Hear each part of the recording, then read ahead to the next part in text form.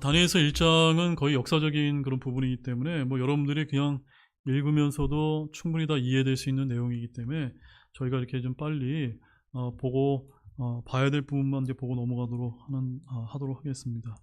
자, 다니엘서 오늘 본문은 8장 1장 8절에서 21절인데 너무 말씀이 길기 때문에 우리 8절 말씀만, 우리 중심 구절인 8절 말씀만 읽고 말씀을 좀 제가 좀 강의하도록 하겠습니다. 함께 읽어보도록 하겠습니다. 그러나 다니엘은 왕의 배정 음식이나 왕이 마시는 포도주로 자기를 더럽히지 않겠다고 마음속에 작정하였으므로 자기를 더럽히지 않으려고 내시들의 통치자들에게 요청하였는데. 아멘. 오늘 이제 제가 여러분들과 함께 볼 다니엘서 강의의 세 번째 말씀 제목은 자기를 더럽히지 않겠다고 작정한 다니엘이란 이런 제목으로 하나님의 말씀을 나누도록 하겠습니다. 제목은 자기를 더럽히지 않겠다고 어떻게 했다고요? 작정을 했던 다니엘이란 이런 이제 제목입니다. 자, 오늘은 그렇게 이제 어렵지 않은 다니엘의 자서전격에 해당되는 1장의 나머지 부분 전체를 이제 저와 여러분이 이제 살펴보도록 하겠습니다. 이 다니엘서 같은 경우는 제가 이제 첫 시간에도 말씀을 드렸던 것처럼 대언서이기 때문에 뒷부분에 마지막 때에 관한 예언들이 매우 중요한 부분들이 이제 나오게 되어 있고, 앞부분에서는 그다지 어렵지 않은 이제 역사적인 내용을 이제 담고 있기 때문에 저와 여러분이 이제 빠르게 보고 이제 넘어가려고 하는 것입니다. 하지만 앞부분에서 우리가 주목해야 될 점은 하나님께서 왜 이 다니엘을 귀하게 사용하셨는가에 이제 초점을 이제 맞추기를 원합니다. 과연 저와 여러분의 믿음은 다니엘의 믿음에 비춰봤을 때 우리가 어떤 점을 본받고 배워야 할지를 우리가 이제 이 시간 모두가 다 귀하게 얻어가셨으면 좋겠다는 말씀을 드리면서 이 말씀을 여러분 잘 들어주시기 바랍니다. 자, 그럼 본문의 말씀을 좀 보겠습니다. 먼저 8절 말씀을 다시 한번 보겠습니다. 그러나 다니엘은 왕의 배정 음식이나 왕이 마시는 포도주로 자기를 더럽히지 않겠다고 마음속에 작정하였으므로 자기를 더럽히지 않으려고 내시들의 통치자에게 요청하였는데.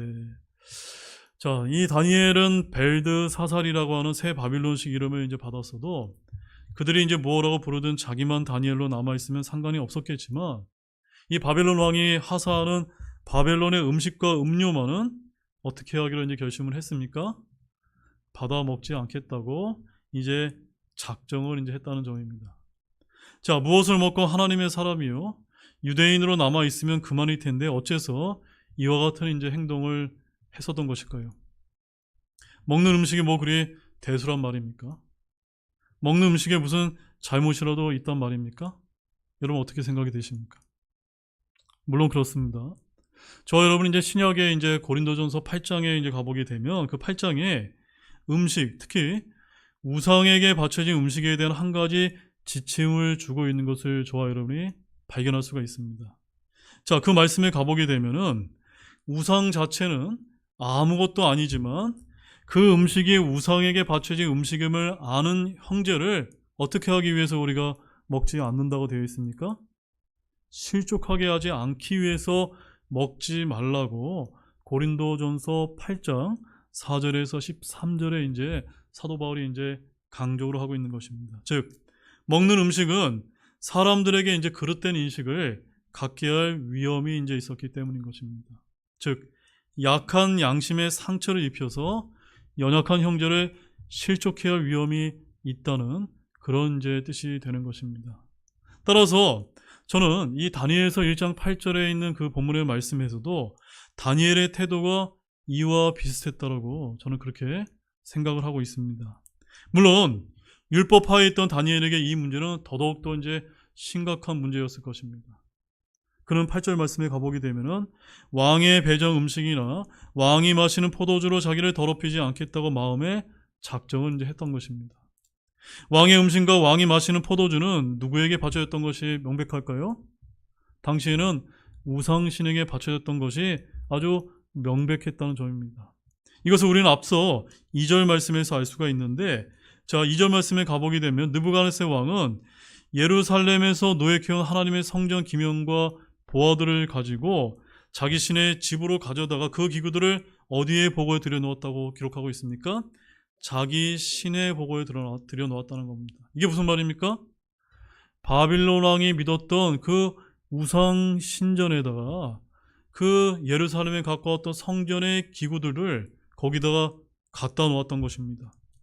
따라서 이 느부갓네살 왕은 의심할 여지 없이 우상 숭배자였던 것입니다. 이방인들은 대부분 우상신들을 섬기는 게 통례였습니다. 자, 그렇다면 자신의 음식과 음료도 먼저 우상신에게 제물로 바친 후 먹고 마셨을 것이요, 그중 일부를 다니엘과 나머지 히브리 청년들에게 하사했을 게 틀림이 없었다는 점입니다. 자, 이러한 터에 다니엘의 그 음식을 그냥 받아 먹었다면 당시의 내시들의 우두머리나 다른 사람들이 이를 보고 어떻게 이제 생각을 했을까요? 아마 이렇게 생각했을 겁니다.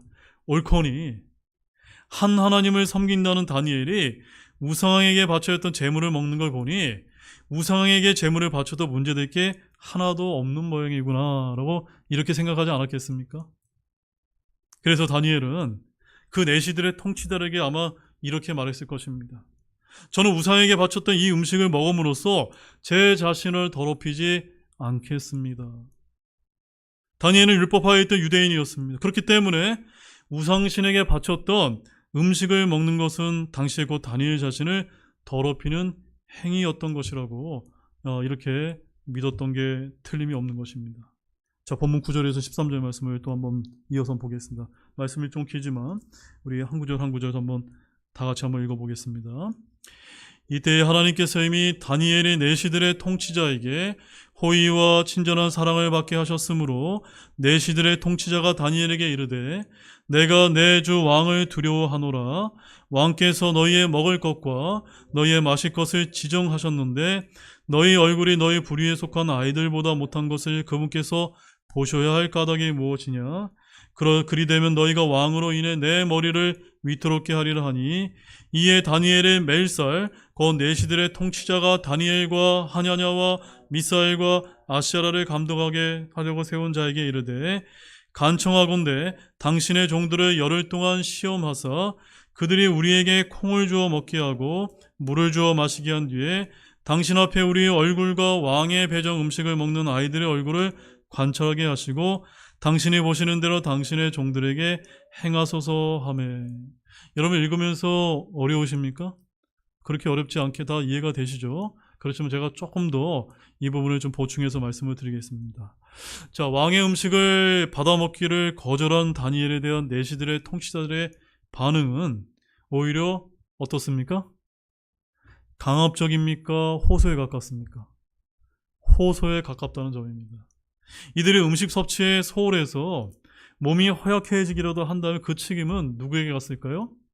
내시들의 책임자와 우두머리에게 갔을 것이 분명했기 때문입니다. 이렇게 되면은 분명히 느부갓네살 왕의 준엄한 질책을 모면키 어렵다고 이렇게 하소연을 했던 것입니다. 자, 이에 다니엘은 내시들의 우두머리 감독, 즉 통치자로 붙여준 멜살에게 한 가지 제안을 하는데 어떤 제안을 했습니까? 자기들은 콩만 먹고 물만 마시더라 결코 건강한 모습을 잃지 않을 테니 걱정하지 말고 딱 열흘만 시험해 봐달라고 이제 12절과 13절에 이렇게 이제 요청을 했던 것입니다. 즉 말하자면 채식 위주로 살겠노라고 이제 이렇게 요청을 했던 것입니다. 자, 다니엘은 지금 무슨 부흥 금식을 하겠다는 게 아닙니다. 그러고도 다니엘은 건강을 유지할 자신이 있었던 것입니다. 즉 우상신을 섬기는 느부갓네살 왕이 설마 콩과 물을 우상에게 바칠 리가 없었기 때문에 다니엘은 이것을 알기 때문에 우상에게 바쳐지지 않은 깨끗한 음식을 먹고자 작정을 했던 것입니다.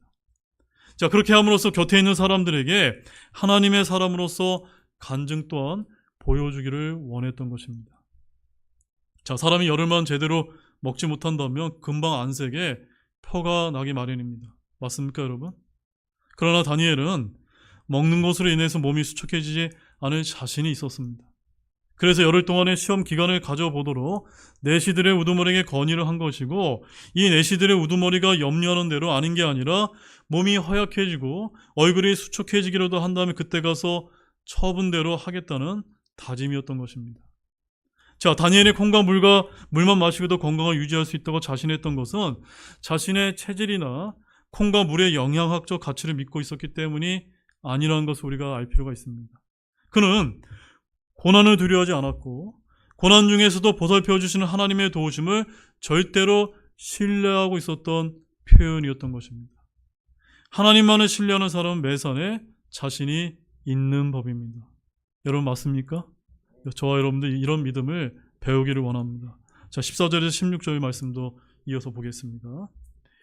이에 그가 이 일에 관해 그들의 말에 동의하여 열흘 동안 그들을 시험하였더라. 열흘이 끝났을 때 그들의 얼굴이 왕의 배정 음식을 먹은 모든 아이들보다 더욱 아름답고 살이 더 기름지게 보이므로 그런 까닭에 멜살이 그들의 배정 음식과 그들이 마신 포도주를 거두어 가고 그들에게 콩을 주니라. 참으로 하나님의 은혜가 아닐 수가 없습니다.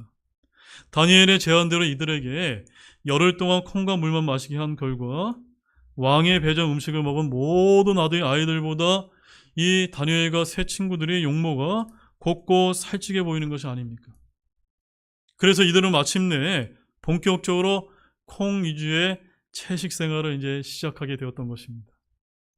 채식이 육식보다 건강에 더 좋든지 아니면 나쁘다든지 하는 것이 여기에 문제가 되는 것이 아니라는 사실 여러분 좀 기억하셨으면 좋겠습니다.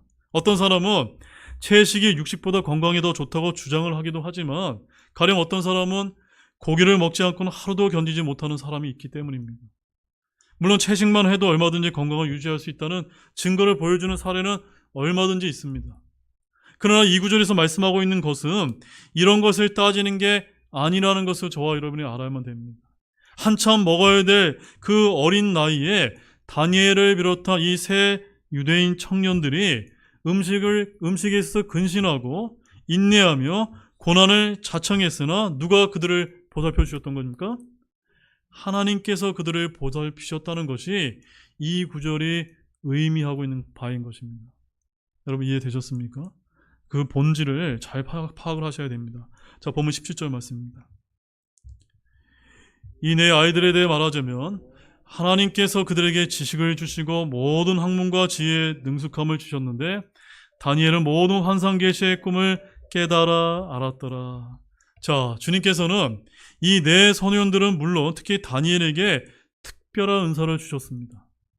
사실상 주님께서 의도하셨던 것은 다니엘로 하여금 마귀의 버금가는 지혜와 지식을 갖추어서 현명한 인물이 되게 하시는 일이었음을 저와 여러분이 성경을 통해서 알 수 있다는 점입니다. 자, 어디에 그런 말씀이 있을까요? 여러분, 주님께서 마귀의 지혜로움을 서술하면서 누구에게 비교를 하신지 아십니까? 다니엘에 비교해서 서술하고 있는 말씀이 있는데, 자, 그 말씀을 실제로 한번 찾아보겠습니다. 에스겔서 28장 3절 말씀입니다. 자, 에스겔서는 다니엘서 앞에 있습니다. 바로 앞에. 에스겔서 28장 3절 말씀입니다.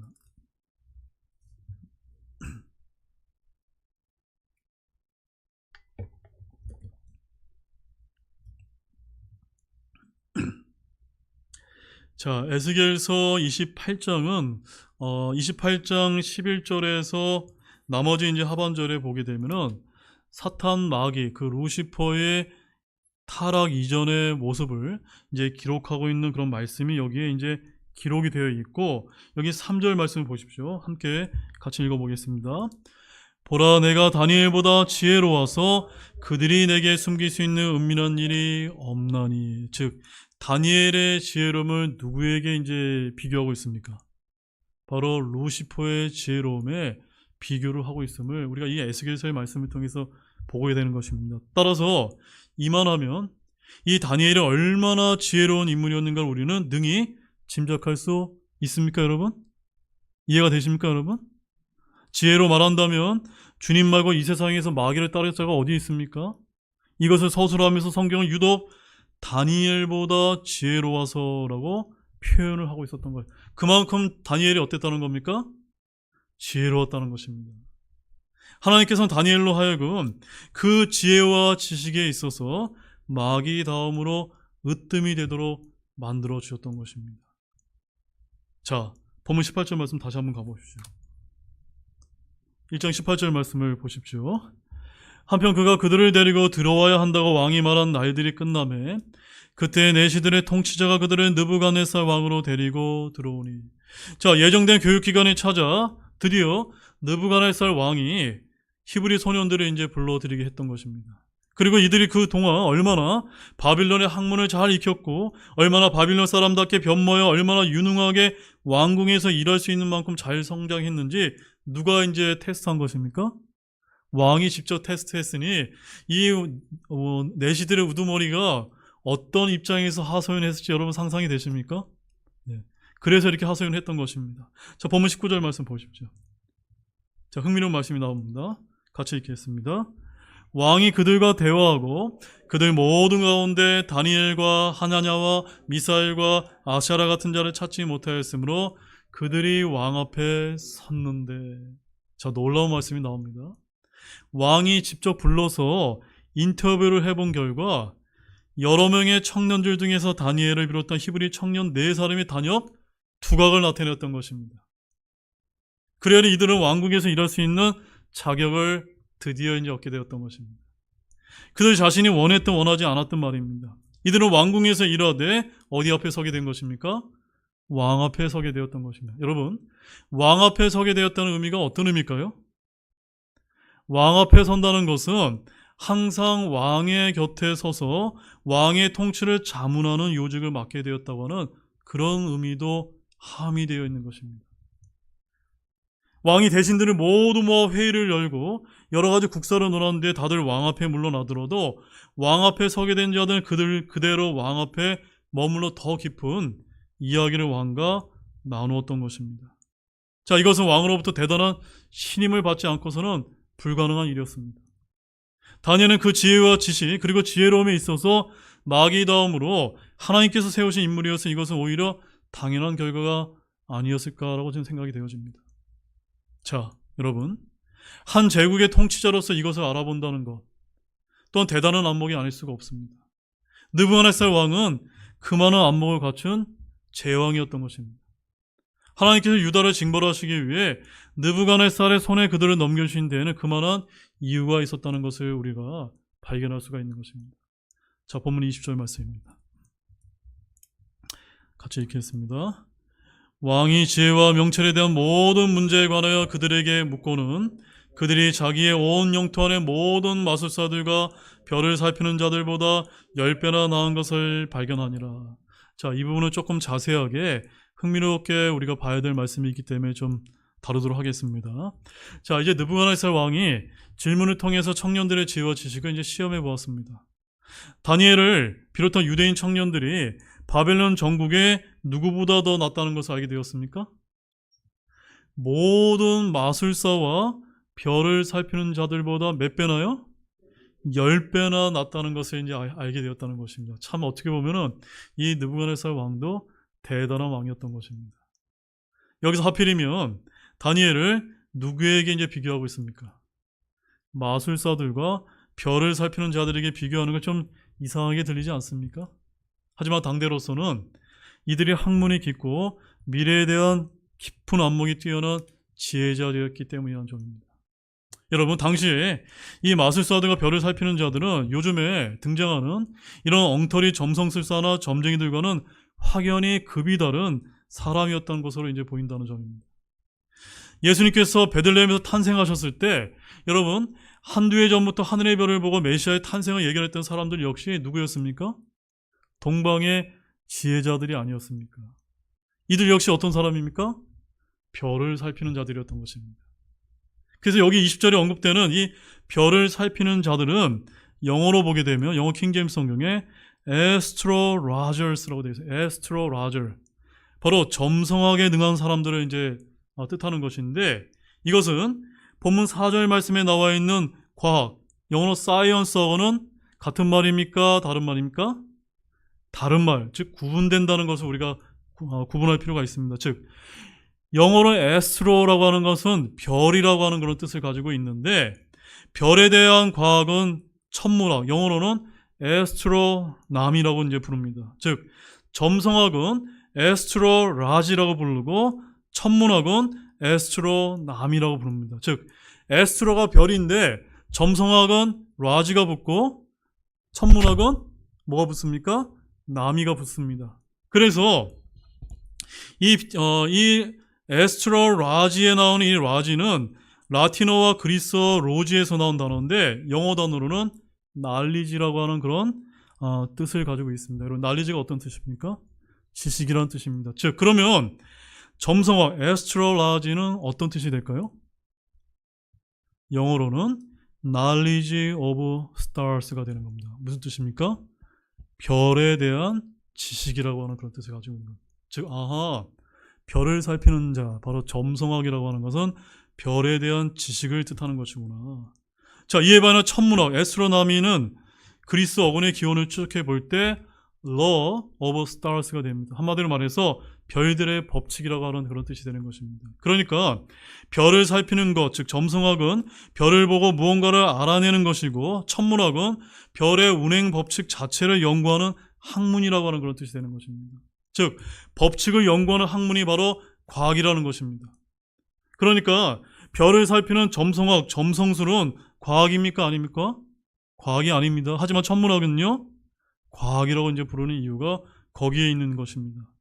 따라서 점성학이나 점성술에서 얻은 지식은 과학적 지식이 아니기 때문에 이랬다 저랬다 하지만 천문학 연구에서 알아내는 지식은 어떤 지식이 되는 겁니까? 법칙이기 때문에 과학적 지식이 되는 것입니다. 어떤 규칙에 가까운 법칙을 알아냈기 때문인 것입니다. 따라서 별을 살피는 자들인 점성술사가 별을 보고 사람의 운명을 점치거나 미래의 일을 예견하는 것은 사람의 주관적인 요소가 개입될 소지가 원체 많고 또 점성가의 실력과 그의 정직성 여부에 따라 변수가 많기 때문에 전혀 믿을 게 못 된다는 것입니다. 그런데 다니엘을 비롯한 유대인 청년들은 그 바벨론에 내놓으라는 모든 지혜자들보다 더 학문이 깊고 지혜가 뛰어났던 것입니다. 뛰어나되 3배, 4배도 아니고 몇 배나요? 10배나 뛰어났다라고 이렇게 말씀하고 있는 것입니다. 자, 오늘 이제 우리 흠정의 성경에 보게 되면은 하필이면 10배나 나온 것을 발견했다라고 하는 이제 이 말씀을 여러분 주목하시기 바랍니다. 자, 우리는 앞서 14절에서 왕이 내리는 음식과 관련해서 다니엘이 자신을 감독하도록 내시들의 우두머리가 세웠던 멜살에게 콩과 물만 먹고 지내는 며칠의 시험 기간을 제한했던 것을 우리가 발견할 수가 있습니까? 열흘 동안이라는 것을 우리가 발견할 수가 있었습니다. 10배나 나온 건 열흘 동안 하면서 뭔가 여러분 이 10이라고 하는 숫자가 계속 이렇게 연결이 되고 있는 것을 우리가 좀 주목할 필요가 있습니다. 일주일도 아니고요. 보름도 아니고 왜 하필이면 열흘일까요?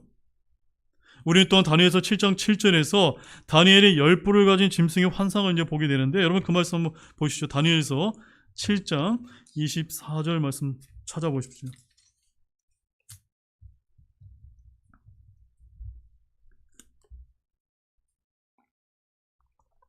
자, 다니엘서는 여러 가지 상징들과 숫자가 있기 때문에 우리가 이런 것들을 말씀과 말씀을 비교해서 좀 볼 필요가 있습니다. 다니엘서 7장 24절입니다. 함께 읽어보겠습니다. 또 이 왕국에서 나온 10뿔은 앞으로 일어날 10왕이며 그들 뒤에 다른 왕이 일어날 터인데 그는 먼저 있던 자들과 다르고 또 새 왕을 정복하리라. 자, 이 자세한 말씀은 나중에 제가 다니엘서 7장에 가서 이 말씀을 이제 다루도록 할 것이고 우리가 여기서 이제 보고자 하는 것은 바로 10뿔이 뭐냐는 겁니까? 10왕입니다. 근데 이 왕은요 유대인 왕이 아니라 어떤 왕입니까? 이방의 왕들을 얘기하는 겁니다. 그리고 우리가 다니엘서 2장 42절 말씀 좀 가보시죠. 다니엘서 2장 45절 말씀에 가보게 되면 느부갓네살 왕이 한 꿈을 꾸게 되는데 거기에 이제 꿈에서 큰 형상을 이제 꿈꾸게 되는데 자 2장 42절 말씀을 보십시오. 같이 보겠습니다. 그 두 번의 발가락이 얼마는 쇠여 얼마는 진흙인 것 같이 그 왕국도 얼마는 강화돼 얼마는 부서질 것이며. 자, 저와 여러분 이제 나중에 가서 이제 이 다니엘 신상에 관련된 왕국들도 보겠지만 이 왕국들이 어떤 왕국이었습니까? 유대인 왕국이 아니라 어떤 왕국이었죠? 이방 왕국들을 다루고 있지 않았습니까? 그런데 이 이방 왕국들 중에서도 마지막 왕국들에게 10개의 발가락이 있기 때문에 이 왕국도 역시 어떤 왕국들을 이제 예표하는 겁니까? 열 왕국. 아까 우리 다니엘서 7장 24절에 나와 있는 열 이방의 열 왕국들을 이제 나타낸다는 것을 우리가 알 수가 있습니다. 자, 그래서 여러분 이제 정리를 좀 하겠습니다. 성경에서 10, 열은 이방인을 나타내는 숫자인 것입니다. 10은 뭐라고요? 이방인을 나타내거나 예표하는 숫자라는 것을 저와 여러분이 조금 기억할 필요가 있습니다. 수를 셀 때 하나, 둘, 셋, 넷 시작해서 9가지 센 다음에 다시 0으로 복귀하여 하나, 둘, 셋으로 시작하는 숫자가 11, 12, 13이 되는 것입니다. 따라서 이방인의 계보를 따지자면 그 시조는 노아인데 역대기상을 보면 노아는 아담의 몇 대 손인지 아십니까? 10대 손이라고 이제 기록되어 있고, 또 그런가 하며 성경에서 이방인의 계보는 하필이면 창세기 몇 장에서 시작되는 줄 아십니까?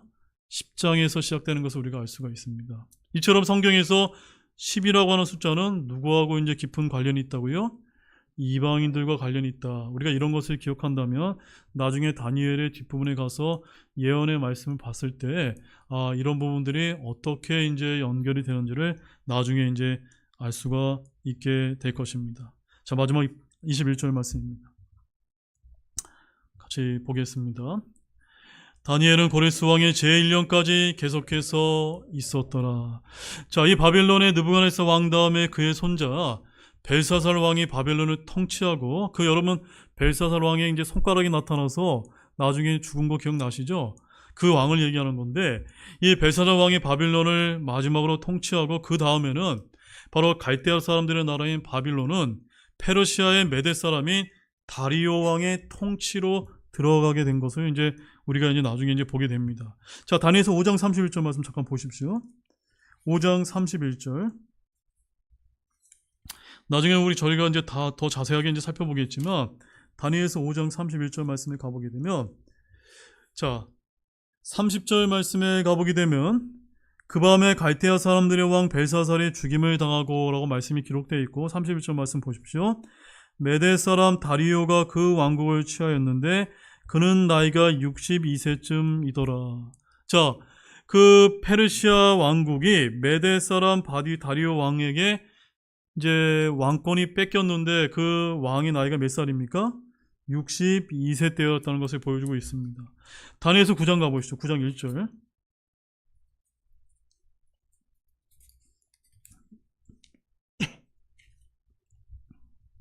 자, 9장 1절 말씀에 가보게 되면 또 거기에 어떤 말씀이 기록되어 있냐면 같이 보겠습니다. 메대 사람들의 시에 속한 아하수엘의 아들 다리오가 갈대아 사람들의 영토를 다스릴 왕으로 세워진 첫 해. 이게 무슨 말입니까? 그 영토를 다스릴 왕으로 다리오 왕이 통치하기 시작한 첫 번째 해임을 이제 기록을 하고 있는 것입니다.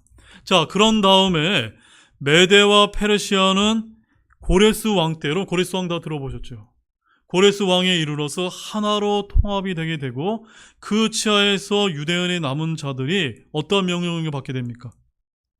다시 팔레스타인으로, 예루살렘으로 귀환이 허용되기에 이른 것입니다. 바로 이제 그렇게 이제 역사가 이제 시작이 되는데, 그러니까 다니엘은 바로 다니엘서 2장 48절 말씀에 가보게 되면, 다니엘은 바벨론 온 지방을 다스릴 치리자요 바벨론의 모든 지혜자들을 다스릴 총독들의 우두머리가 되었다라고, 바로 느부갓네살 왕의 오른팔 역할을 하면서 왕이 죽을 때까지 보필했다는 그 말씀을 볼 수가 있는데, 바로 그 땅의 주인이 페르시아로 또한 주인이 바뀌고 통치가 바뀌어서 갈대아 사람들의 땅에서 고레스 왕의 제1년까지 계속해서 누가 남아있었던 겁니까? 다니엘이 남아있었던 것입니다. 그래서 제가 서두에 다니엘이 한 몇 살쯤 살았을 것이다 라고 말씀드린 기억나십니까? 약 한 90세에 걸쳐서 세 왕국에 걸쳐서 이제 다스렸던 이런 그 인물이 바로 다니엘이다라는 것을 제가 말씀을 드린 바가 있습니다. 한마디로 말해서 이 다니엘은 역사상 두 개의 세계 대제국으로 기록되는 바벨론 제국과 페르시아 두 나라에서 모두 공직 생활을 하는 아주 희귀한 경험을 했던 이런 귀한 인물로 성경이 이제 기록을 하고 있는데, 이게 다 누구 때문입니까? 하나님의 섭리였던 것입니다. 저는 이 하나님의 섭리가 오늘 우리가 이제 봤던 그 말씀 8절 말씀에 자기를 더럽히지 않겠다고 뭐 했습니까? 작정했던 그 다니엘의 이런 믿음을 보고 하나님께서 이렇게 이 사람을 사용했던 것이 아닌가라고 이렇게 제가 간단하게 이 말씀을 좀 요약을 이제 해볼 수가 있는 것입니다. 이제 결론의 말씀을 드리겠습니다. 자, 이제 오늘 이 1장을 이제 마무리하면서 자기를 더럽히지 않겠다고 작정했던 다니엘이 어떤 인물이었는지, 또 그가 어떤 인생을 살면서 어떻게 하나님을 이제 섬기며 살았는지를 저와 여러분이 이제 간략하게 이제 살펴볼 수가 있었습니다. 우리가 성경 말씀을 읽다 보면 다니엘이 얼마나 쉽지 않은 식민 지배지의 환경과 고난 가운데서도 주 하나님을 섬기고 의지했는지를 우리가 이제 볼 수가 있는 것입니다. 즉 여기서 우리는 환경 탓하고 고난 탓하지 말고 믿음 생활을 해야 한다는 아주 귀중한 교훈을 얻을 수 있다고 믿습니다.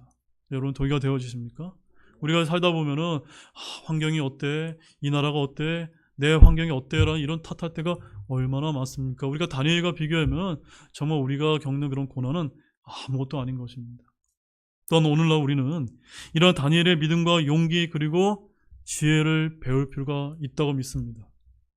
그러면서 주님께서 분명 우리를 다니엘만큼은 아닐지언정 주님의 계획을 위해서 어쩌면 다니엘처럼 우리가 어떤 하나님을 위해서 살겠노라고 작정을 하게 된다면 이 마지막 때에 어쩌면 저와 여러분을 남은 자처럼 하나님의 섭리로 사용해 주실 수 있으려는 기대감을 가지고 저와 여러분이 또 소망하시고 살기를 주님의 이름으로 간절히 축원해 드립니다.